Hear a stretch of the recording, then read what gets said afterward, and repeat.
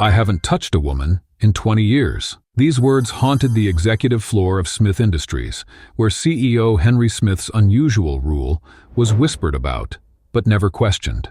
His empire was built on precision, control, and keeping everyone at a distance. But rules are meant to be broken. When his new assistant, Sophia Morris, reached out to fix his crooked tie before a board meeting, the brief touch of her fingers sent shockwaves through his carefully constructed world. Today, we're exploring how this single forbidden moment changed everything for a man who thought he'd never feel again. Imagine walking into the most prestigious corporate building in the city, where the marble floors gleam with perfection, and every employee moves with calculated precision. This is Smith Enterprises, where one unspoken rule has shaped the entire corporate culture for 2 decades. No woman may touch Henry Smith. Not a handshake, not an accidental brush in the hallway. Nothing. The rule sounds bizarre to outsiders, but within these walls, it's as fundamental as showing up on time. When new employees arrive, they don't find this rule in any handbook or orientation packet. Instead, the knowledge passes through whispered conversations near water coolers or hurried explanations in bathroom stalls. Whatever you do, don't touch Mr. Smith. Sarah from accounting might warn a newcomer. Jessica from legal did once, brushed his shoulder when passing a document, and she was reassigned to the basement office the very next day. These stories circulate, like corporate folklore, growing more dramatic with each retelling. The truth behind these rumors? Perhaps less theatrical than the stories suggest, but the rule itself remains ironclad and unquestioned. Look closely at any meeting with Henry Smith, and you'll notice an invisible choreography. Female executives maintain a precise 3-foot distance at all times. Documents are placed on tables rather than handed directly. When navigating narrow corridors, women press themselves against walls to ensure no accidental contact. This behavior isn't requested or demanded. It simply evolved as employees adapted to their CEO's peculiarity.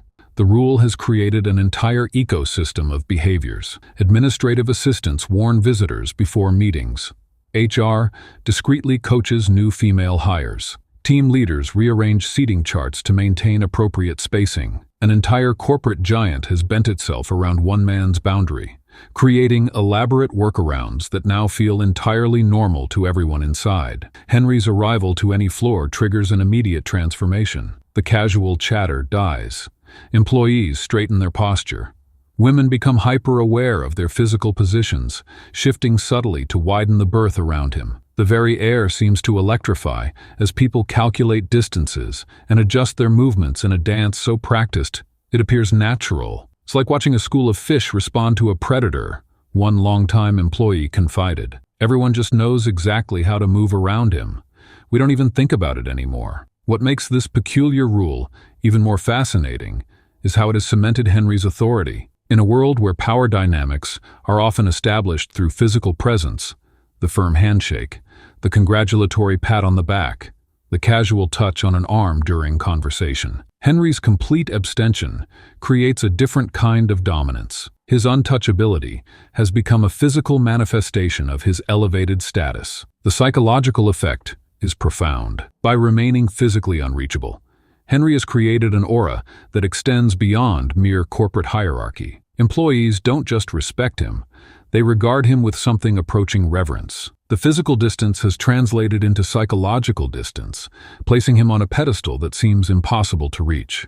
This distance prevents questioning. Who would challenge the eccentricity of a billionaire whose methods have built an empire? Who would risk their career to ask why the CEO flinches at the prospect of female contact? The void of information has been filled with speculation instead. Some theorize germophobia, though this doesn't explain why his rule applies only to women. Others whisper about religious beliefs or cultural practices, though Henry has never indicated any spiritual leanings. The most popular theory involves some traumatic event in his past, perhaps a betrayal or loss, so devastating it rewired his ability to connect with women entirely. I heard his fiancée left him at the altar 20 years ago. One employee theorizes during lunch breaks. Another counters, no, it was his mother.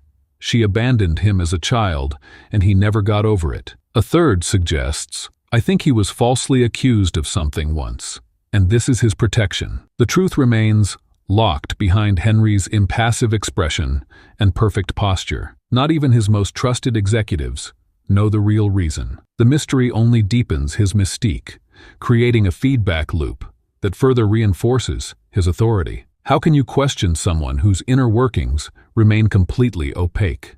For 2 decades, this system has functioned like a perfectly calibrated machine. The invisible boundary around Henry has become as much a part of Smith Enterprises as its logo or mission statement. Employees have become experts at navigating this peculiarity, with the rule becoming so ingrained that it rarely needs mentioning anymore. But systems built on unquestioned rules eventually face challenges. The corporate landscape changes. New generations enter the workforce with different expectations. And sometimes, a single person arrives who hasn't learned the unwritten rules that everyone else follows blindly. Enter Sophia Morris, brilliant, confident, and completely unaware of the invisible fortress surrounding her new boss. Her hiring came during a period of rapid expansion, when the normal orientation processes were abbreviated. The whispered warnings failed to reach her. The subtle cues from colleagues went unnoticed. The atmosphere at Smith Enterprises hummed with a new kind of tension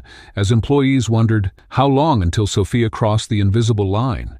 Would she shake his hand in her interview, accidentally brush against him while delivering documents? And, most importantly, how would Henry react when his carefully maintained boundary was inevitably breached? Some employees started a betting pool, guessing how many days Sophia would last before committing the unforgivable transgression. Others tried to warn her through increasingly obvious hints. "Mr. Smith prefers that reports be placed on his desk rather than handed to him directly," they'd say, hoping she'd catch the underlying message without having to explicitly state the rule. But Sophia remained oblivious, her competence and confidence propelling her through her first days without incident. She noticed the strange looks, the hushed conversations that stopped when she approached, but attributed them to being the new person in a well-established company. She had no idea she was walking through a minefield that everyone else had memorized. The most intriguing aspect of the situation wasn't just that Sophia didn't know the rule, it was that Henry seemed different around her. Employees who had worked with him for years noticed subtle changes in his behavior. He maintained his distance, certainly, but watched her with an intensity that was unusual even for someone as focused as Henry Smith. Was he waiting for the inevitable mistake, or was something else happening? That inevitable collision was about to happen. While the entire staff held their breath watching this corporate disaster unfold in slow motion, they missed something crucial. It wasn't just Sophia's fingers touching Henry's skin that would change everything, but the terrifying realization dawning in his eyes. What if the touch he'd avoided for 20 years didn't repulse him at all? Sophia Morris had noticed something odd from her very first hour at Smith Enterprises. The strange looks, the hushed conversations that stopped when she approached. The way female employees seemed to calculate their movements in the hallways. But in the whirlwind of learning her new position, she'd dismissed these peculiarities as typical office politics in a high-pressure environment. That morning had started like any other. Sophia arrived early, organized Henry's schedule, and prepared his morning briefing documents. She was settling into her role with the efficiency and confidence that had earned her this coveted position. Then came the emergency call from the boardroom. "Miss Morris?" The voice on the line was tense. "Mr. Smith has an investor meeting in 15 minutes, and he's just spilled coffee on his tie. He needs a replacement immediately." This was her moment to prove her value. A simple task with a tight deadline. Sophia moved with purpose, retrieving a spare tie from Henry's office closet and hurrying toward the boardroom. She could feel eyes following her as she walked, but attributed it to her quick pace rather than any sense of impending doom. When she entered the room, Henry was standing before a mirror, frustrated fingers working at removing the stained tie. The room had cleared except for him. Something she would later realize was significant. In that moment, however, she only saw her boss struggling with something she could easily fix. "Your replacement tie, Mr. Smith," she announced, approaching him with professional confidence. Henry turned, his expression transitioning from irritation to something more complex when he saw her. He reached for the tie, but Sophia, accustomed to helping her previous boss with such matters, didn't simply hand it over. Instead, she stepped forward decisively. "Let me help you with that," she offered, moving toward him with natural efficiency. Something flickered in Henry's eyes. Alarm? Warning? But before he could step back or speak, Sophia had already stepped into his personal space. With practiced movements, she looped the silk around his collar and began to form the knot. It was then that it happened, the moment that would shatter 20 years of carefully maintained distance. As she adjusted the tie, Sophia's fingertips inadvertently brushed against the skin of Henry's neck. The contact lasted barely a second, but its effect was immediate and profound. Henry froze completely. His entire body went rigid, as if electricity had coursed through him. For a moment, time seemed suspended. Sophia's fingers still touching his skin, his eyes wide with shock, the air between them suddenly charged with an indescribable tension. Then, as if breaking from a trance, Henry jumped back. The movement was so violent and unexpected that Sophia nearly lost her balance. His breathing had become uneven, his chest rising and falling rapidly, as if he'd been running. But it was his eyes that truly captured the magnitude of what had happened. Wide, tormented, filled with something that went far beyond simple discomfort. "Don't touch me," he said, his voice a harsh whisper. "Don't ever touch me." Sophia stood rooted to the spot, the half-formed tie still dangling from her hands. She'd dealt with difficult bosses before, with tempers and eccentricities, but this reaction was unlike anything she'd encountered. Most people would have cowered, apologized, retreated, but that wasn't Sophia's nature. "I was just helping with your tie," she said, confusion transforming into defiance. "What's going on? Why are you acting like I've assaulted you?" Henry was still backing away, creating distance between them, as if she were dangerous. His hand had gone to his neck, to the exact spot where her fingers had made contact, pressing against it as if to erase the sensation. "It's a simple rule," he said, his voice unsteady. "No one touches me. No woman touches me. Ever." "That's not a normal rule," Sophia countered, refusing to be intimidated despite the intensity of his reaction. "And no one bothered to tell me about it." In the tense silence that followed, something remarkable was happening within Henry that no one, least of all Henry himself, could have anticipated. The touch that should have triggered the familiar revulsion, the anxiety that had become his constant companion for 20 years, had instead produced something else, something that terrified him far more than discomfort ever could. Warmth, connection, awareness. Henry's thoughts raced in confused circles. This wasn't supposed to happen. For 20 years, he'd conditioned himself to expect only negative sensations from physical contact, to associate touch with betrayal, vulnerability, weakness. But Sophia's fingers against his skin had felt human, real. And in that fleeting moment of connection, something fundamental had shifted. "I don't owe you an explanation," Henry finally said, but the words lacked conviction. He was still trying to process what had just happened, still trying to understand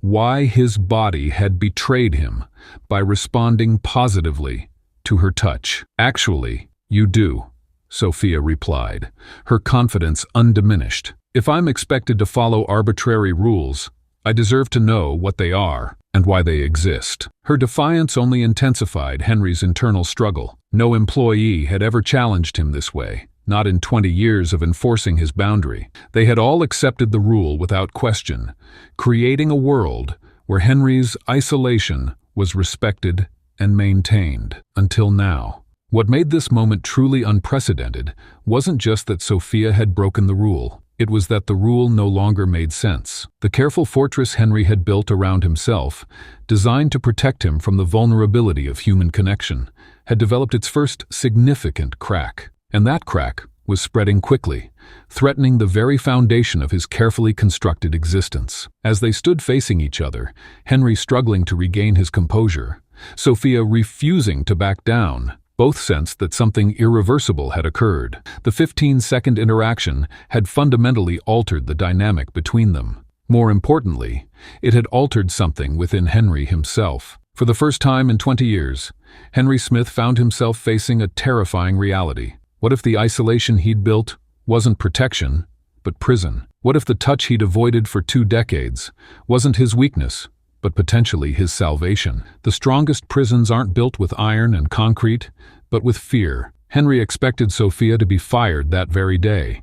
The entire office did, yet something prevented him from making that call. Instead, he found himself caught in a battle between decades of rigid self-control and an inexplicable pull toward the very person who shattered his carefully constructed boundaries. The office was buzzing with whispers. In the days following the incident, as it came to be called, employees exchanged knowing glances across the break room. Everyone was counting down the hours until Sophia's inevitable dismissal. After all, Henry Smith had built an empire on unwavering principles, and she had broken the most sacred one of all. But the termination notice never came. Instead, something far more unsettling happened. Henry began creating reasons to be in Sophia's presence. Reports that could have been emailed were suddenly handed over in person. Documents requiring signatures mysteriously needed immediate attention. Each interaction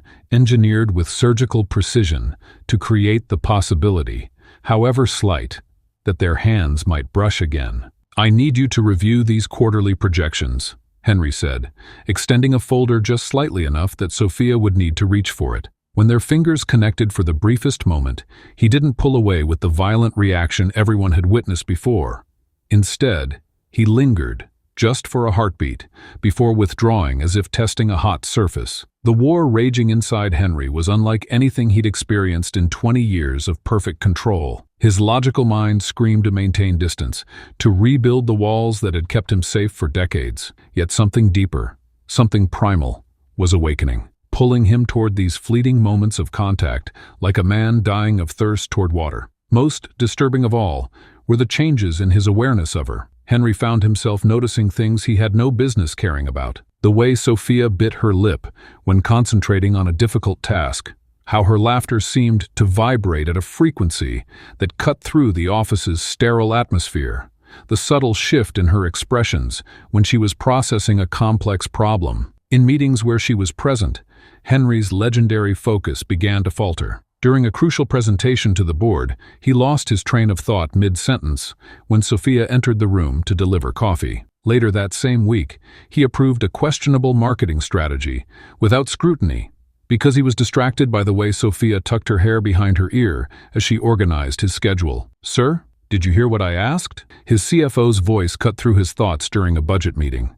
"I'm sorry, what was that?" Henry replied, suddenly aware that he'd been staring at the doorway, subconsciously searching for Sophia, instead of reviewing the financial reports in front of him. For the first time in his meticulously ordered existence, Henry Smith was not fully in control of his own thoughts. The man who could recall specific details from reports he'd read years ago suddenly couldn't remember conversations he'd had minutes earlier if Sophia had walked past his office during them. What Henry didn't realize was that Sophia was becoming acutely aware of the effect she had on him. The woman who had unwittingly broken his cardinal rule was now consciously testing the boundaries of their strange, new dynamic. When passing him in the hallway, she no longer pressed herself against the wall as others did. Instead, she maintained her path, forcing him to adjust his trajectory to avoid contact, a subtle but profound inversion of the office's established order. During presentations, she maintained direct eye contact instead of the deferential gaze other employees adopted. When he issued brusque instructions, she responded not with immediate compliance, but with thoughtful questions that required him to engage. "You requested the Henderson file, Mr. Smith," Sophia said one afternoon, entering his office without the tentative knock other employees used. "But I think you should know there's an inconsistency in their financial reporting that no one has flagged yet." Henry looked up, momentarily startled by her directness. "What inconsistency?" "The numbers don't align with their previous quarters. I've highlighted the discrepancies." She didn't wait for permission to approach. Instead, walking confidently to his desk and leaning over to point out the figures. Her proximity sent a jolt through Henry's system. Her shoulder inches from his, the faint scent of her perfume invading his senses. Yet instead of recoiling, he found himself leaning slightly closer, craving the strange electricity that seemed to arc between them. The power dynamic that had defined Henry's interactions for 20 years was shifting beneath his feet. The man who had always dictated the terms of every encounter, who had built a fortress of rules around himself, was now finding himself responding to Sophia in ways he couldn't understand or manage. During a particularly tense meeting where Henry dismissed an employee's idea with his typical coldness, Sophia caught his eye across the conference table. Her gaze wasn't fearful or deferential. It was challenging, almost disappointed. And remarkably, Henry found himself softening his stance, asking the employee to elaborate further. The room fell into stunned silence at this unprecedented display of reconsideration. The most terrifying realization came during a late evening when Henry remained at the office reviewing contracts. Sophia had stayed to complete an urgent project, and as the hours stretched on, the building emptied until they were the only two remaining on the executive floor. When she brought him coffee without being asked, their fingers touched around the warm mug. Instead of the anxiety he expected, Henry experienced a moment of profound clarity.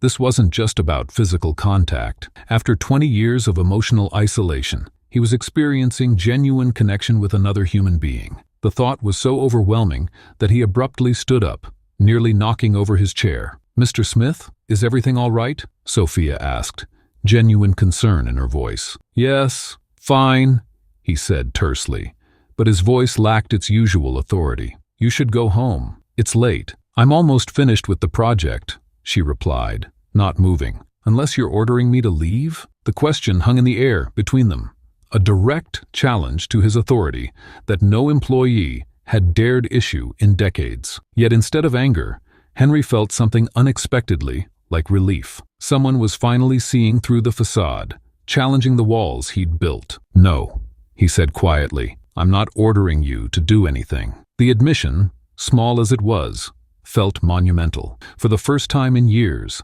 Henry had acknowledged that his control had limits. That night, as he drove home to his empty penthouse, he realized how profoundly his foundations were shaking. The more Henry tried to reinforce his emotional walls in the days that followed, the faster they seemed to crumble. Each attempt to distance himself from Sophia only heightened his awareness of her. Each cold response he forced himself to deliver only made her warm persistence more noticeable by contrast. In a desperate attempt to regain control, Henry reassigned several of Sophia's tasks to other assistants. Yet he found himself irrationally irritated when she wasn't the one to bring his morning coffee or afternoon reports. When a week passed without their paths crossing, he created an artificial crisis requiring her immediate assistance just to end the strange emptiness her absence had created.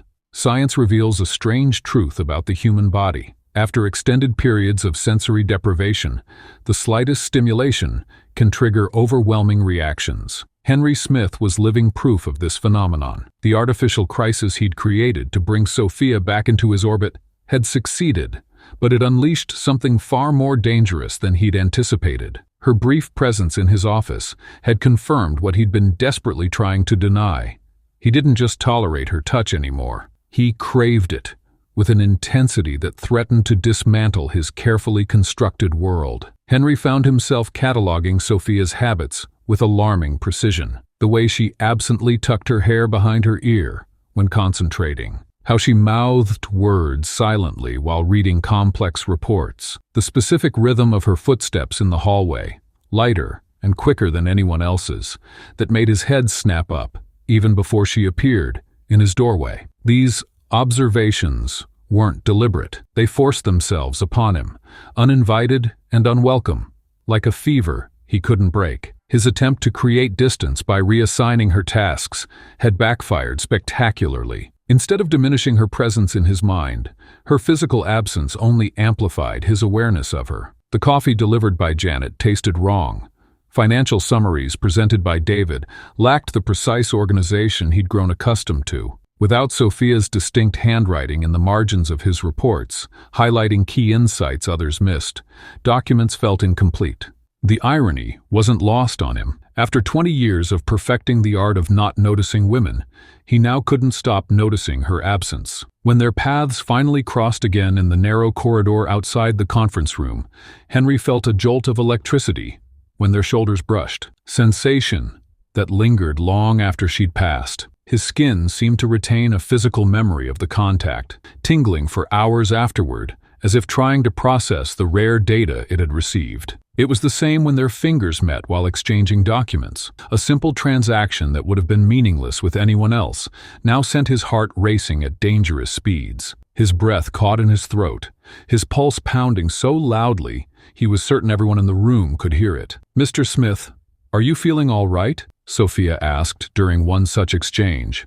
Her eyes narrowed with genuine concern. "You look flushed." The question only intensified his reaction. His skin felt hypersensitive, as if every nerve ending had suddenly awakened after a 2-decade slumber. The sensation was both exhilarating and terrifying.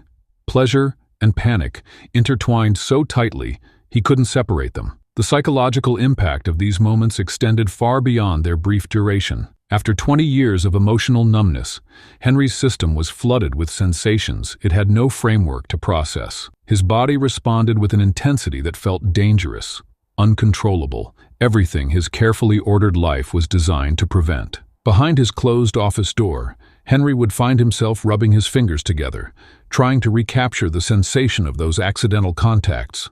Some nights, he'd wake from dreams where Sophia's touch featured prominently, his heart pounding as if he'd narrowly escaped danger. Only it wasn't fear driving these responses. It was something far more threatening to his carefully constructed world. Sophia, meanwhile, was piecing together the puzzle that was Henry Smith. Unlike other employees, who simply accepted his peculiarities without question, she observed him with an anthropologist's curiosity. She noticed how he didn't flinch when male executives accidentally made contact during meetings, how his reaction to her touch wasn't disgust, but something closer to shock, as if experiencing a sensation long forgotten. "Your rule isn't about germs or professional boundaries, is it?"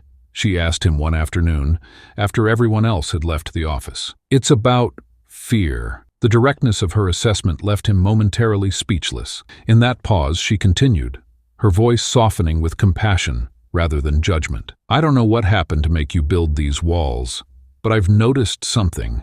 You don't avoid touch because it repulses you. You avoid it because of what it makes you feel." Her insight hit with precision accuracy, striking the heart of a truth he'd never acknowledged even to himself. Henry maintained his impassive expression, but inside, something was cracking, a foundation shifting after decades of perfect stability. The contrast between Henry's public persona and private turmoil grew more pronounced each day. In board meetings, he maintained his legendary focus, making multi-million-dollar decisions with clinical detachment. But alone in his office, he'd find himself staring at the door Sophia had just exited, his mind replaying their brief interaction rather than processing the vital information in front of him. During a critical financial presentation, he lost his place mid-sentence when Sophia entered the room, something that had never happened in his entire career. The momentary lapse was brief enough that only the most observant attendees noticed,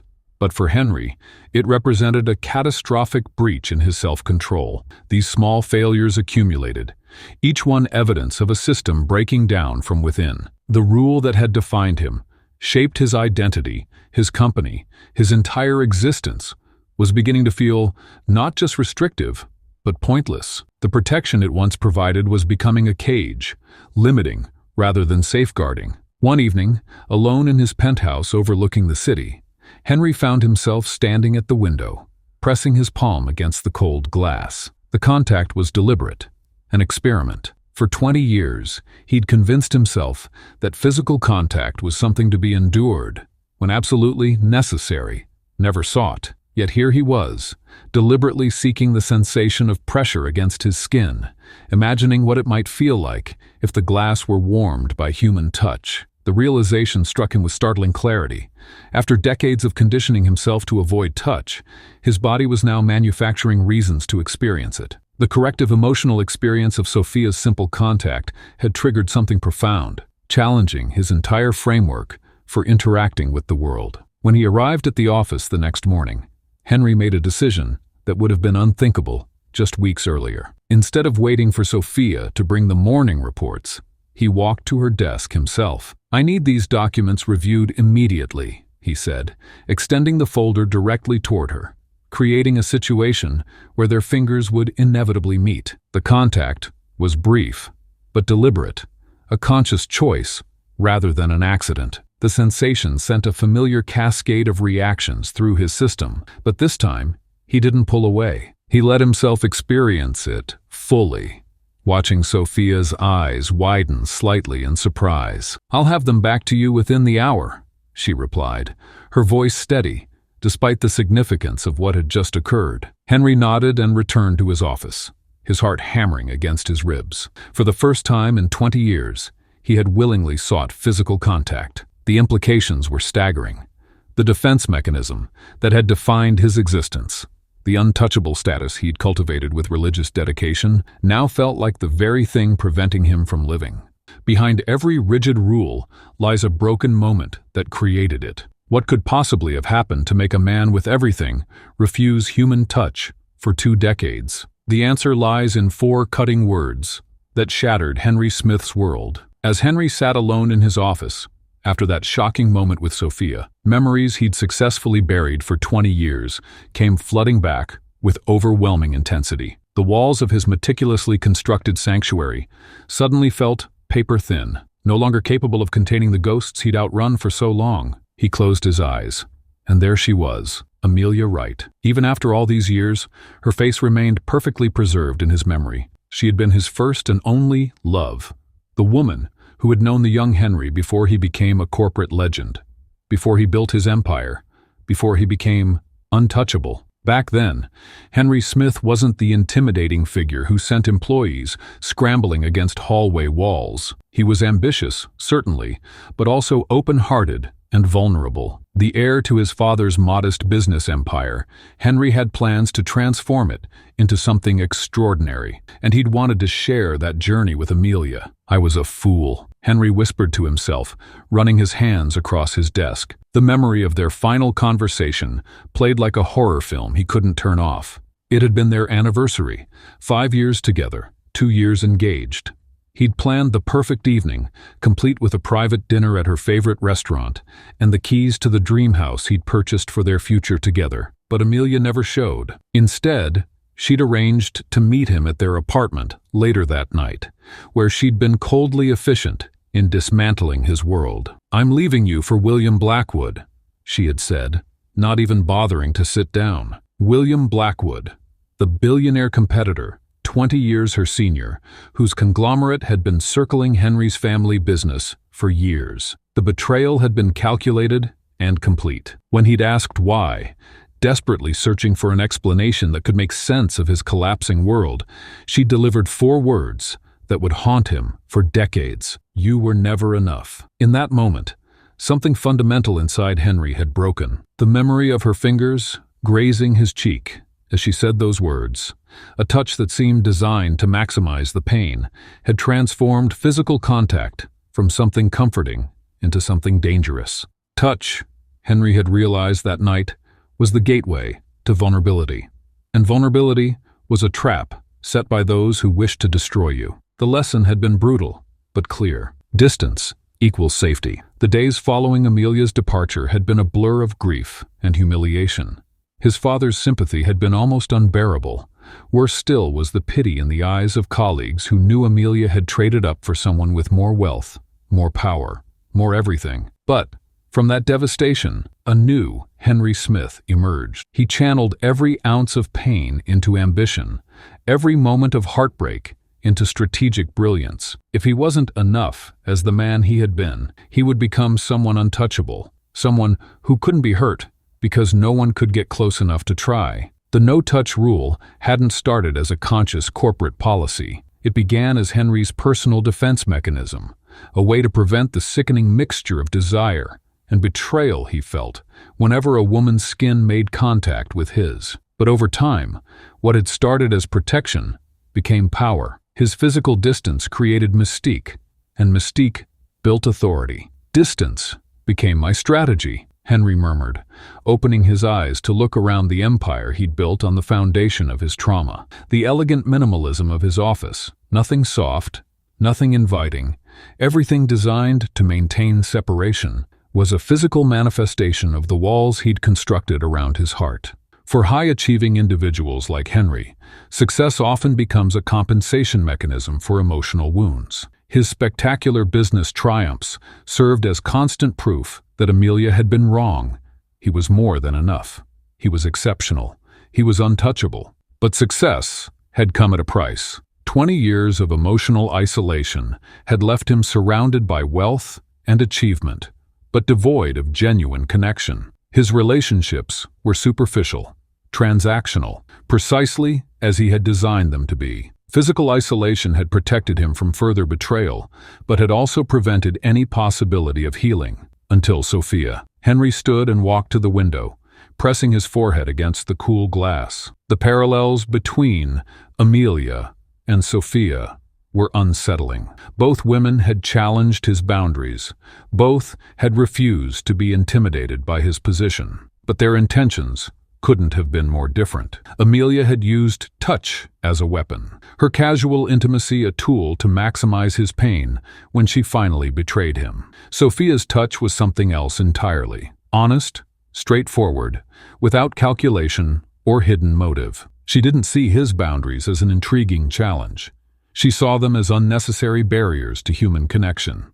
20 years, he whispered, his breath fogging the glass. Had he really allowed a 20-year-old wound to dictate his entire life? Had one betrayal really justified 2 decades of isolation? The questions themselves felt dangerous.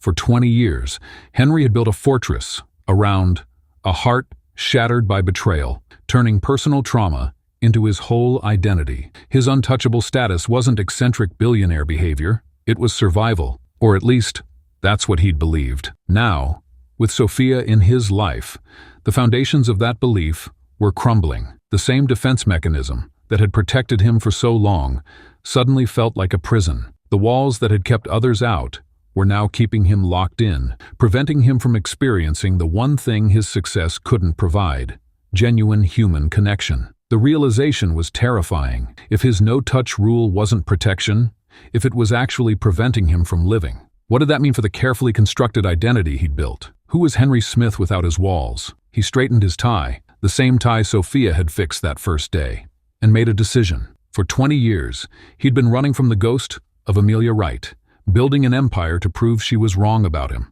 But in doing so, he'd allowed her to define his entire life. One cruelly delivered sentence, "You were never enough," achieved 2 decades of choices. Perhaps it was time to stop running. Perhaps it was time to see if there was another way to live, one that didn't require perfect isolation to feel safe. Henry picked up his phone and dialed Sophia's extension. The action itself felt like jumping off a cliff without knowing if there was water below. But for the first time in 20 years, he was willing to take the risk.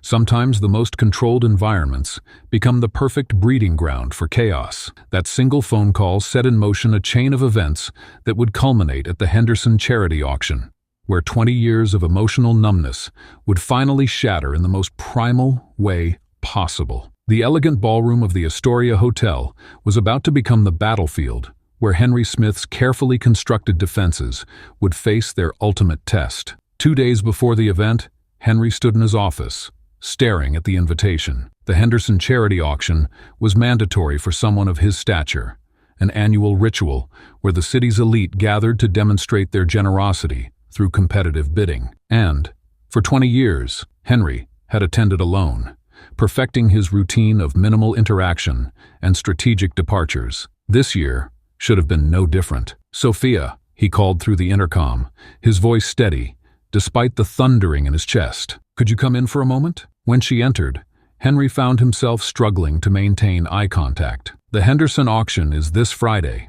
As my executive assistant, your presence would be beneficial." The words felt foreign on his tongue. 20 years of solitary appearances, and now this impulsive deviation. "Of course," Sophia replied, something flickering across her features. Surprise, perhaps curiosity. "I'd be happy to attend." Friday evening arrived with merciless speed. Henry waited in the hotel lobby, checking his watch with unnecessary frequency. When the main doors opened and Sophia stepped through, the practiced indifference he'd perfected over 2 decades crumbled instantly. She wore a black dress that moved like liquid shadow, her hair swept up to reveal the graceful line of her neck. For a man who prided himself on never revealing emotion, Henry's momentary freeze was practically a billboard announcement. "Is something wrong?" Sophia asked, approaching him. Henry cleared his throat.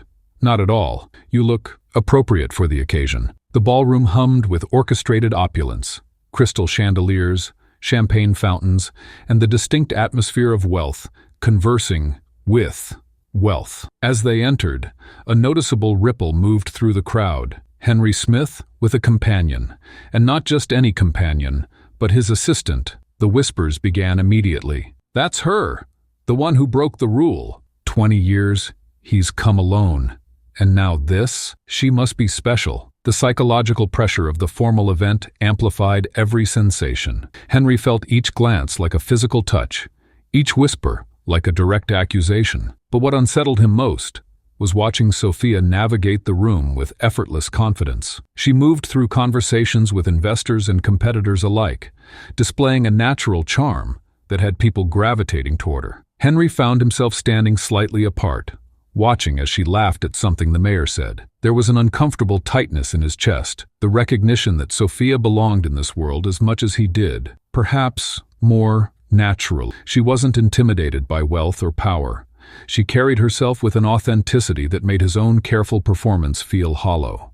"She's quite remarkable," came a voice from behind him, a voice that sent ice through his veins.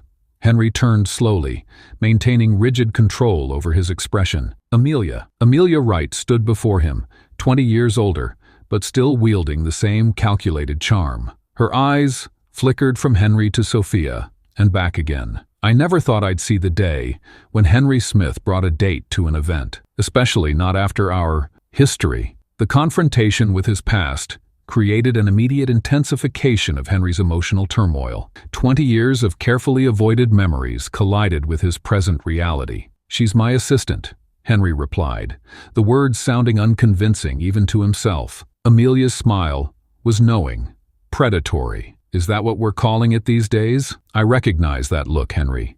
You never could hide your feelings from me." Before Henry could respond, Sophia appeared at his side, seemingly materializing from nowhere. Without hesitation, she slipped her arm through his, a deliberate claim. "Mr. Smith, the auction is about to begin." Her voice was warm, professional, but her eyes, as they met, Amelia's, were unmistakably protective. "I don't believe we've met." "Amelia Wright," came the reply, cool assessment in her gaze. "An old friend of Henry's." "How nice," Sophia said, her tone suggesting it was anything but. "If you'll excuse us, they're holding our seats." As she guided Henry away, he felt a rush of something unfamiliar, gratitude mixed with admiration. For 20 years, he'd avoided needing protection from anyone. Yet somehow, Sophia defending him felt right. They were seated at a prime table near the front, surrounded by other corporate leaders and their partners. The auction proceeded with its usual pageantry. Artwork, vacation packages, and exclusive experiences all being sold to fund children's education programs. Henry bid mechanically on appropriate items, his attention repeatedly drawn to Sophia beside him. During a brief intermission, they stood with a small group near the champagne fountain. James Henderson, the charity's founder, was telling a story that had everyone laughing. In the middle of the conversation, Henderson's colleague, a sleek, confident man named Robert Blake, placed his hand on Sophia's waist as he moved past her to reach for a drink. The touch was casual, social, entirely appropriate in context, but something erupted inside Henry, a volcanic, primal response that shocked him with its intensity. His vision narrowed, focusing exclusively on Blake's fingers against the fabric of Sophia's dress. The jealousy that surged through him was an emotion so raw and powerful that Henry momentarily lost awareness of his surroundings. 20 years of emotional control disintegrated in seconds. Without conscious decision, Henry stepped forward, placed his hand on Sophia's elbow, and said, "Excuse us," with barely contained intensity. He guided her away from the group, through the crowd, not stopping until they reached a quiet alcove near the terrace doors. "Henry, what's happening?" Sophia asked, her expression concerned. "Are you all right?" He struggled to find words, his carefully constructed vocabulary suddenly inadequate. How could he explain this feeling, this possessive, consuming need, to be the only one allowed to touch her? "He shouldn't have touched you," Henry said finally, his voice low and strained. Sophia studied his face. "Robert, it was just a casual touch, Henry. People do that at social events." "Not with you," Henry replied, the words escaping before he could censor them. The charged atmosphere of the event had bypassed his cognitive control completely. The social dynamics had amplified his emotional responses beyond his ability to suppress them. Standing before Sophia, Henry found himself trapped between 20 years of rigid boundaries and a desire so powerful it physically hurt. "What are you saying?" Sophia asked, her voice barely audible over the distant sounds of the auction. Henry stepped closer, the proximity making it difficult for him to think clearly. "I don't know. I don't understand what's happening to me." "I think you do," Sophia said gently. "You're jealous." The word hung between them, a diagnosis Henry couldn't deny. His jealousy had signaled an emotional investment he'd been desperately trying to ignore. The possessive reaction to seeing another man touch Sophia revealed feelings that had been building since that first forbidden touch. 20 years. Henry whispered. 20 years of feeling nothing. And now I can't stop feeling everything. In that moment of complete surrender, Henry did what he'd forbidden himself for 2 decades. He reached out, cradled Sophia's face in his hands, and kissed her. The sensation was overwhelming, like a man dying of thirst, finally reaching water. 20 years of emotional barriers shattered in a single, undeniable act of connection. When they finally separated, Henry's breathing was uneven, his carefully ordered world completely transformed. Sophia looked up at him, her eyes reflecting a mix of wonder and caution. "What happens now?" she asked softly. The walls that protected Henry for 20 years now threatened to become his tomb. In the wake of their passionate moment, a brutal paradox emerged. The more deeply he felt for Sophia, the more violently he needed to push her away. His heart and mind were now locked in combat, with Sophia caught in the crossfire of a war she never signed up for. "What happens now?" she asked softly. 3 simple words that demanded everything Henry Smith had spent 2 decades avoiding. The morning after the charity auction, Henry stared at his reflection in his office bathroom mirror, barely recognizing the man looking back. The kiss had shattered something fundamental inside him, not just his rule, but the carefully constructed narrative he'd built around it. When Sophia walked into his office that morning, her presence commanded a response he wasn't prepared to give. Instead of addressing what happened, Henry retreated into the familiar territory of professionalism. "About last night," he began stiffly, "I think we should consider it a momentary lapse in judgment. It won't happen again." The flash of hurt in Sophia's eyes was unmistakable, but so was the determination that followed. "A lapse in judgment," she repeated, her voice steady, despite the emotion behind it. "Is that what you call the first genuine connection you've had in 20 years? Henry's jaw tightened as he shuffled papers on his desk. "I call it a mistake. One that can't be repeated if we're going to maintain a professional relationship." But even as he spoke the words, Henry's body betrayed him. His eyes tracked her movements, his breathing adjusted to her proximity. For a man who prided himself on control, he was losing it, spectacularly. The cognitive dissonance was excruciating. Wanting her close, while pushing her away.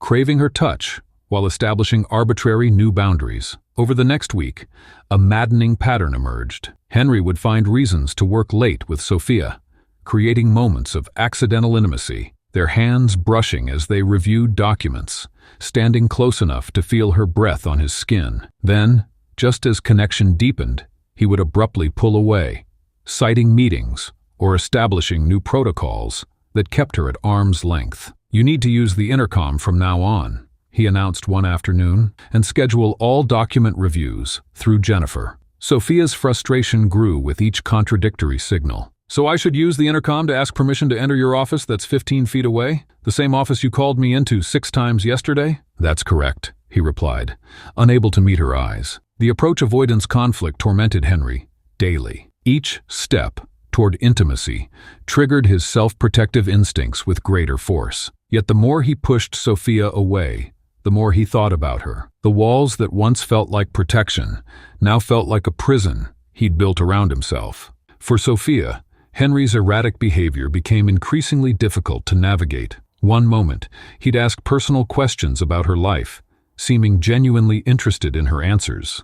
The next, he'd implement arbitrary rules about scheduling and communication that made no emotional sense. "I need the Davidson files by 3, he told her one morning, his tone businesslike. "They're already on your desk," she replied. "I anticipated you'd need them after your meeting with legal." A flash of appreciation crossed his face, followed immediately by discomfort at her intuitive understanding of him. "From now on, please don't anticipate my needs. Wait for direct instructions." Sophia placed both hands on his desk, leaning forward. "So, you want me to be worse at my job? To deliberately ignore what you might need? I want you to follow protocol," he said firmly. "There is no protocol," she challenged. "There's just your fear." The statement hung in the air between them, too accurate to deny, yet too painful to acknowledge. Henry's desire for control manifested in increasingly desperate ways. He rearranged his office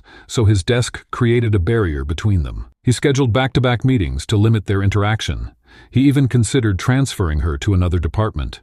But each night, alone in his penthouse, Henry replayed their kiss in endless detail. The warmth of her skin, the soft pressure of her lips, the way 20 years of numbness had melted away in an instant. The contradiction between what he wanted and what he feared became unbearable. The breaking point came 3 weeks after the charity auction. Sophia entered his office without knocking, closed the door behind her, and stood resolute before his desk. "This needs to stop," she said quietly. Henry looked up, his expression carefully neutral. "What does this game you're playing? Pulling me close, then pushing me away, creating moments of connection, and then pretending they never happened." "I don't know what you're talking about," he replied, the lie bitter on his tongue. "Yes, you do." Her voice remained steady, but her eyes revealed her hurt. "One day you ask about my family and share stories about your childhood. The next day you can barely look at me and issue some new ridiculous rule about how we should interact. I understand you're scared, Henry. I do. But I refuse to be the collateral damage in your war with yourself."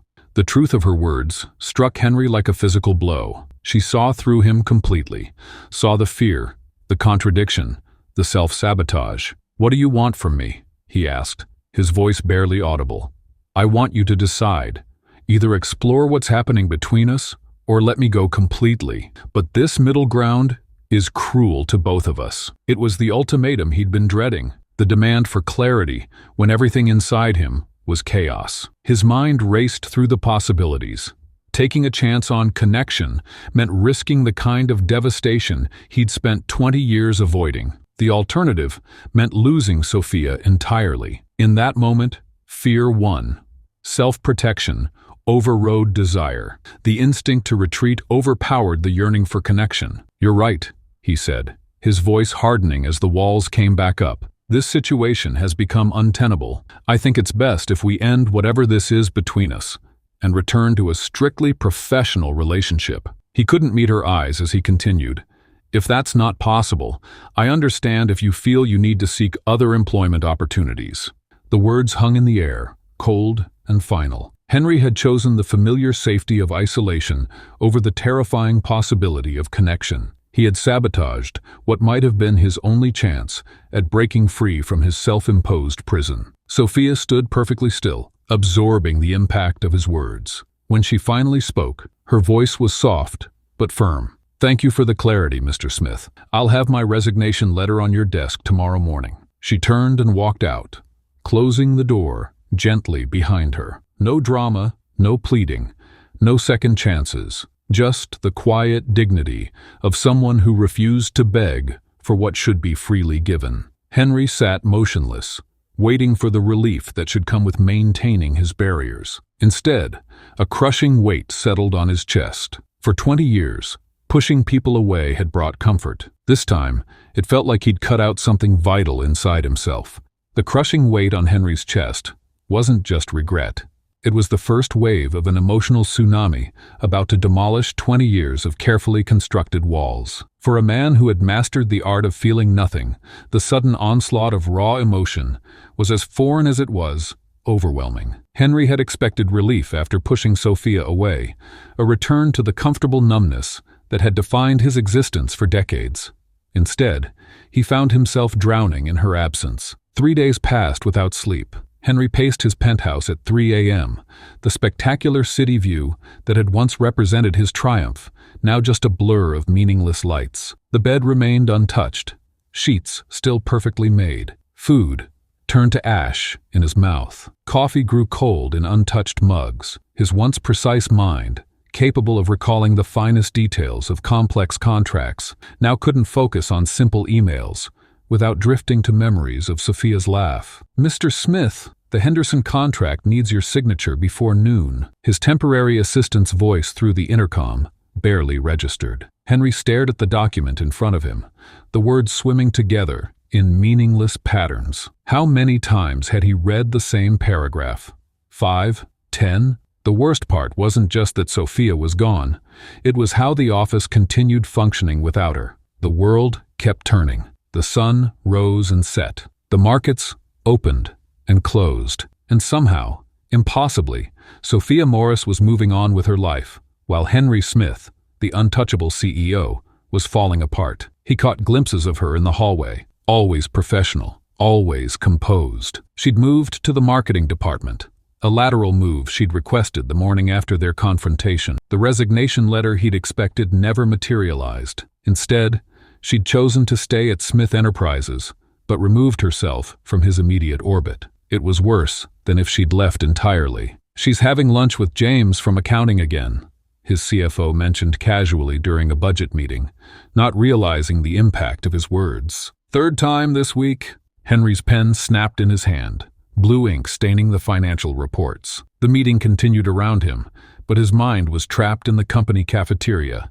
imagining Sophia laughing at someone else's jokes, someone else making her smile. At night, alone in his apartment, Henry found himself doing something he hadn't done in 20 years, replaying memories of intimacy, analyzing them for meaning. Not memories of Amelia this time, but of Sophia. The brush of their hands exchanging documents, the electric moment their eyes met across a conference room, the way her fingertips had felt against his neck that first day, sending shockwaves through his carefully constructed defenses. By the second week, Henry's executive team had noticed the change. Board members exchanged concerned glances when he lost his train of thought mid-presentation. His personal assistant quit after he snapped at her for bringing the wrong brand of water. The CEO, who had built an empire on control and precision, was unraveling before their eyes. "I heard she might transfer to our Seattle office." Henry overheard an intern whisper near the elevators. James might go with her. The panic hit like a physical blow. Seattle, 3,000 miles away. The possibility of Sophia disappearing from his life completely suddenly loomed large and unbearable. Henry found himself gripping the wall for support, his breathing shallow and rapid. That night, sitting alone in his darkened apartment, Henry did something he hadn't done since he was 25 years old. He wept, not the controlled, dignified tears of grief at his father's funeral, but raw, uncontrolled sobs that shook his entire body. He wept for 20 years of chosen isolation, for the warmth he'd denied himself, for Sophia, who had somehow pierced his armor when no one else could. When morning came, Henry stood at his bathroom mirror, hardly recognizing the haggard man staring back at him. Dark circles shadowed his eyes. His normally immaculate appearance had given way to stubbled cheeks and rumpled clothes. But something else had changed too. The coldness in his eyes had been replaced by something raw and alive. Pain, yes, but also clarity. "I love her," he whispered to his reflection, testing the words that hadn't crossed his lips in decades. "I'm in love with Sophia Morris." The admission should have terrified him. Instead, it brought a strange sense of peace. The chaos of emotions that had been tormenting him suddenly made perfect sense. Of course he couldn't sleep. Of course he couldn't eat. Of course the world had lost its meaning. He had fallen in love, and then immediately pushed that love away. Henry sat at his kitchen island, cradling a cup of coffee as dawn broke over the city. For the first time, he allowed himself to fully confront the parallels between his past and present. With Amelia, he had been young, vulnerable, wearing his heart on his sleeve, and she had crushed it beneath her heel without remorse. With Sophia, he had kept every wall firmly in place, denying the very possibility of connection, and still found himself devastated by her absence. The irony wasn't lost on him. In trying to protect himself from Amelia's ghost, he was now inflicting the same pain on himself that she once had, pushing away the one person who had made him feel alive again. Worse, he was hurting Sophia in the process. His phone buzzed with a calendar notification. S. Morris, transfer request meeting, HR, 2 p.m. The Seattle rumors hadn't been just office gossip. She was really leaving. Henry stared at the notification, his heart pounding in his chest. 2 decades of avoiding vulnerability suddenly seemed like a wasted lifetime. What had his perfect control actually brought him? An empty apartment, a company full of people who feared rather than knew him, a life defined by what he didn't allow rather than what he embraced. For 20 years, he had believed that isolation was safety, that control was power, that vulnerability was weakness. But sitting there, facing the prospect of Sophia walking out of his life forever, he realized the terrible truth. The walls he had built to protect himself had become his tomb. The greatest risk wasn't being hurt again. He was already hurting more than he ever had, even when Amelia left. No, the greatest risk was never taking a risk at all, never knowing what might have been, living the rest of his life with this hollow ache where Sophia's presence should be. Henry stood up suddenly, his decision made. The safety of isolation was no longer worth the cost. A life without Sophia was no life at all. He would rather risk everything, his perfect image, his carefully constructed walls, even his heart, than lose her without ever truly trying. He grabbed his keys, not bothering to change his rumpled shirt or smooth his disheveled hair. For once, perfection could wait. Some things mattered more than appearances. Some people were worth breaking every rule for. "Cancel my meetings," he barked into his phone. "All of them." "But sir, the board presentation." "Cancel it. Cancel everything." As Henry stepped into the elevator, he caught a glimpse of himself in the mirrored wall. For the first time in 20 years, he didn't see the untouchable CEO of Smith Enterprises. He saw just a man, flawed, vulnerable, and terrified, about to risk everything for love. That mirror reflection was the last moment Henry Smith would be recognized as the untouchable CEO everyone feared. The man who stepped out of that elevator onto the 32nd floor wasn't the impeccable business titan who had ruled Smith Enterprises with cold precision for 2 decades. This was someone entirely new, disheveled, barefoot, clutching an enormous bouquet of flowers that seemed almost comically oversized in his trembling hands. As the elevator doors slid open, a ripple of shock spread across the office floor, faster than any company memo ever could. The marketing department fell silent first, then accounting, then legal. Within seconds, the entire floor transformed into a tableau of dropped jaws and widened eyes. The clickety-clack of keyboards ceased.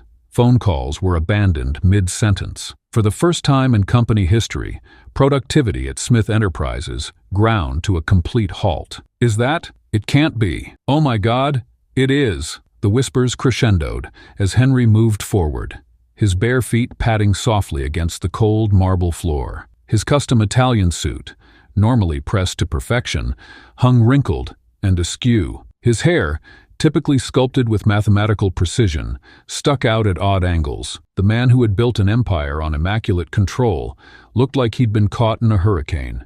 And that was exactly the point. Employees scrambled for their phones, discreetly, and not so discreetly, hitting record as their CEO, the man who had inspired a company-wide ecosystem of behaviors designed to maintain his physical isolation, walked deliberately toward the marketing department where Sophia now worked. With each step, his resolve strengthened, despite the terror coursing through his veins. Henry's heart hammered so violently, he was certain everyone could see it through his wrinkled dress shirt. The flowers in his hands trembled slightly, betraying his nervous state. But for once, he didn't care about appearing vulnerable. The possible humiliation of this moment paled in comparison to the certainty of losing Sophia forever. 20 years of careful image construction were disintegrating with each barefoot step across the office floor. The symbolism wasn't lost on anyone present, least of all Henry himself. The bare feet that connected him directly to the ground beneath him, the disheveled appearance that stripped away his armor of perfection, the flowers that announced his intentions without a single word being spoken. As he approached Sophia's desk, conversation stopped mid-sentence. Colleagues who normally maintained 3 feet of clearance now pressed together, forming a loose circle, desperate not to miss a second of this unprecedented moment. Phones recorded from every angle as the untouchable CEO closed the final steps toward the woman who had changed everything. Sophia looked up from her computer, her expression shifting from concentration to stunned disbelief. Her lips parted slightly, but no words emerged. For once, her quick wit abandoned her. "Henry, what are you—" Without hesitation, Henry did something no one in the history of Smith Enterprises had ever witnessed. He lowered himself to one knee before her desk, still clutching the massive bouquet, his bare feet tucked beneath him. The power dynamic that had defined their relationship, defined his relationship with everyone, inverted completely in that single gesture. The untouchable CEO was now literally kneeling at the feet of a marketing associate. The collective gasp that rippled through the office would have been comical in any other context. Someone in accounting dropped a coffee mug that shattered against the floor, but no one moved to clean it up. All eyes remained fixed on the scene unfolding before them. "Sophia," Henry began, his voice steadier than he expected. "For 20 years, I've controlled every aspect of my life. I built walls so high that I convinced myself they were keeping me safe, when all they were doing was keeping me alone. The office had never been this quiet. Even the air conditioning seemed to hold its breath. I've made so many mistakes with you," Henry continued, his voice growing stronger. "I pushed you away because I was terrified of what was happening to me. For the first time in decades, I couldn't control how I felt, and that scared me more than anything." Sophia remained motionless, her eyes never leaving his face. The bouquet trembled slightly in Henry's hands as he extended it toward her. "I know I don't deserve your forgiveness. I know I've hurt you, but I'm kneeling here today, in front of everyone, because I need you to know that I'm not afraid anymore." His voice cracked slightly. "Well, that's not entirely true. I'm terrified right now, but I'm more afraid of losing you than I am of being vulnerable." Henry took a deep breath, visibly gathering his courage for what came next. "This public display isn't manipulation, Sophia. It's a breakthrough. For 20 years, I've hidden behind walls because I was devastated by someone who told me I wasn't enough. And somehow, without even trying, you showed me that I am." The tension in the room was electric. No one dared move. No one dared breathe. "I love you, Sophia Morris. Not from a safe distance, not with conditions, or walls, or rules. I love you completely, and I'm asking, hoping, that you'll give me the chance to prove it every day for the rest of our lives." With trembling fingers, Henry reached into his pocket and withdrew a small velvet box. The collective intake of breath around them was audible as he opened it to reveal a diamond ring that caught the fluorescent office lighting, sending prisms dancing across Sophia's stunned face. "Will you marry me?" Time seemed suspended as the entire office held its breath. For a moment that stretched into eternity, Sophia simply stared at him, her expression unreadable. The silence grew so profound that the soft hum of the air conditioning sounded like thunder. Then, with tears gathering in her eyes, Sophia slowly rose from her chair. She looked down at Henry, still kneeling, still holding out hope and flowers and a future. "You ridiculous man," she whispered, just loud enough for those closest to hear. "Do you know how long I've waited for you to finally see what was right in front of you?" Henry's expression flickered between hope and fear. "Is that a—" "Yes," Sophia said, her voice growing stronger. "Yes, it's a yes." The office erupted into spontaneous applause as Henry rose to his feet, his hands shaking as he slipped the ring onto Sophia's finger. For a moment, they simply stood there, eyes locked on each other, as if the crowd around them had disappeared. Then Henry Smith, the man who'd constructed an entire corporate culture around never being touched by a woman, wrapped his arms around Sophia, and kissed her deeply, passionately, without reservation or fear. 20 years of carefully maintained distance dissolved in an instant of connection so powerful that several employees were discreetly wiping away tears. When they finally separated, both slightly breathless, Henry rested his forehead against Sophia's, completely oblivious to the phone still recording, to the audience still watching in amazement. "I love you," he said again, as if he couldn't quite believe he was finally saying the words aloud. Sophia smiled, reaching up to smooth his disheveled hair. "I know," she replied. "Now maybe put some shoes on? You're still the CEO after all." Laughter rippled through the crowd as the tension broke. Henry joined in, his laugh free and unrestrained, in a way no one at Smith Enterprises had ever heard before. The unfamiliar sound of Henry's genuine laughter echoed through Smith Enterprises that day, but the true test of his transformation was yet to come. Standing at the altar months later, the man who once flinched at accidental contact now trembled for an entirely different reason, not from fear of being touched, but from the overwhelming certainty that he wanted nothing more than Sophia's touch for the rest of his life. Henry adjusted his cufflinks for the 7th time in 5 minutes, his heartbeat thundering in his chest. The wedding venue buzzed with anticipation as guests settled into their seats. His best man leaned in, whispering something meant to be reassuring, but Henry barely heard the words. This nervousness was nothing like the controlled anxiety of business negotiations. This was raw, unfiltered emotion, the very thing he'd spent half his life avoiding. 2 minutes, someone whispered, and Henry felt his throat tighten. The transformation that had occurred within him over these past months seemed almost impossible when he reflected on it. Touch, once his greatest fear, had gradually become a source of comfort. The first time Sophia casually intertwined her fingers with his during a board meeting, he hadn't pulled away or stiffened. Instead, he'd squeezed back, drawing strength from the connection rather than feeling diminished by it. The music changed, signaling the moment had arrived. As Sophia appeared at the end of the aisle, Henry's vision tunneled until she was all he could see. The journey from that first accidental touch to this moment crystallized in his mind. Post-traumatic growth, his therapist had called it. Emerging from trauma, not just healed, but fundamentally transformed. Sophia moved toward him with measured steps, a vision in white. The woman who had demolished his defenses now approached to claim what she'd unlocked, his heart, fully opened for the first time in decades. Henry found himself fighting back tears, another new experience. Before Sophia, he couldn't remember the last time he'd allowed himself to cry in front of another person. As she reached him, their hands connected, and Henry marveled at how natural it felt.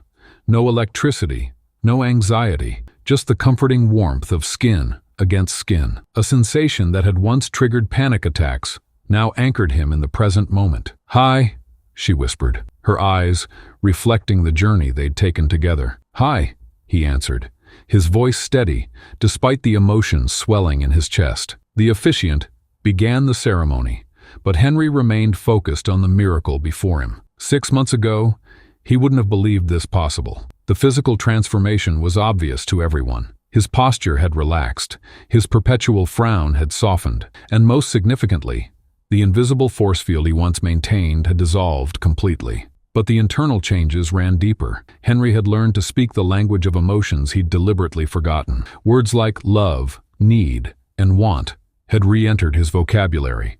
Not as weaknesses to be suppressed, but as strengths to be embraced. The executive team had been shocked the first time he'd admitted to being wrong during a meeting, then further surprised when he asked for their input, rather than dictating a solution. The ripple effects throughout Smith Enterprises had been profound. The company that once operated in fearful silence now hummed with collaborative energy. Henry had dismantled the architectural metaphor of his isolation by literally redesigning the executive floor, replacing walls with glass, closing the distance between leadership and staff. Productivity hadn't suffered, it had soared, along with employee retention rates. "The vows you've written yourselves," the officiant prompted, bringing Henry back to the present moment. Henry took a deep breath, unfolding the paper in his pocket. His hands shook slightly as he began to read, but his voice grew stronger with each word. "Sophia, Before you, I thought strength meant never needing anyone. I believed vulnerability was weakness, and isolation was safety." He paused, looking directly into her eyes. "I was wrong about everything that mattered." A murmur rippled through the audience. The man known for his unflinching certainty was publicly acknowledging transformation. "You didn't just break through my walls. You showed me they were prisons I'd built around myself. For the first time in my life, I'm absolutely certain of what I want, and that's a lifetime with you." Sophia's eyes glistened with tears as Henry continued, each word healing another fragment of his past. "I spent 20 years defining myself by what happened to me, letting one betrayal determine every choice I made. You helped me see that I'm not just my past, I'm also my future. Our future." In the audience, several Smith Enterprises employees exchanged meaningful glances. This vulnerability from their once unapproachable CEO still felt surreal, even months after his office transformation. The company culture had shifted dramatically. Since that day, Henry had knelt barefoot before Sophia's desk. Meetings now included comfortable silences and thoughtful pauses rather than fearful compliance. Ideas flowed freely. Even disagreements felt productive rather than threatening. Henry reached the most difficult part of his vows, the truth he'd only recently admitted to himself. The worst part of those 20 years wasn't the loneliness. It was believing I deserved it. That connection wasn't meant for someone like me. His voice cracked slightly, but he pushed through. "You showed me that healing doesn't come from perfect isolation. It comes from the right connection, from allowing someone to see all of you, the broken parts, the scared parts, the parts still finding their way back to light." The transformation of Henry Smith hadn't been immediate or straightforward. There had been setbacks, moments when old fears surfaced, when he'd retreated into familiar patterns of distance. But Sophia's patience had outlasted his resistance. She hadn't demanded perfection, only progress. "Today, I'm not promising you a perfect man. I'm promising you an honest one who will never again choose fear over love, distance over connection, or the past over our future." As Henry finished his vows, something shifted in the atmosphere. This wasn't just a wedding, it was a declaration of rebirth. The man who had built an empire on emotional isolation was now building something far more valuable on the foundation of connection. Sophia's vows were equally moving, acknowledging the unique journey they'd traveled together. But it was during the ring exchange that Henry experienced the moment that completed his transformation. As he slid the band onto Sophia's finger, he realized he wasn't thinking about the past at all. For perhaps the first time in 20 years, he was fully present in the moment, unburdened by old wounds. "I now pronounce you husband and wife," the officiant declared, and the crowd erupted in applause as Henry drew Sophia into an embrace that would have been unimaginable a year ago. At the reception, Henry surprised everyone by being the first to hit the dance floor, pulling Sophia close as they swayed to the music. His former assistant from accounting nudged her colleague, both watching in amazement as their once untouchable CEO laughed openly when he missed a step. "I never thought I'd see the day," she whispered. Neither had Henry. As he held his new wife close, he reflected on the incredible journey from isolation to connection. The vulnerability he had feared for so long had become his greatest strength. The courage to let someone in had given him a life he never imagined possible. Henry and Sophia's story reminds us that transformation often begins where our greatest fears reside. As Brené Brown wisely notes, vulnerability is the birthplace of innovation, creativity, and change. Henry's journey embodies this truth. His walls, built to protect, became the very barriers preventing his happiness. What makes their story so powerful isn't just the dramatic moments or grand gestures, but the profound healing that occurred when Henry finally embraced vulnerability. Research consistently shows that meaningful human connections dramatically reduce feelings of isolation and depression, especially for those carrying past trauma. Perhaps Maya Angelou captured it best. "I can be changed by what happens to me, but I refuse to be reduced by it." Henry's transformation wasn't about forgetting his past, but refusing to be defined by it. His willingness to risk his heart again after betrayal represents the most courageous form of strength, the kind that chooses connection over isolation, possibility over fear, and love over the comforting predictability of emptiness.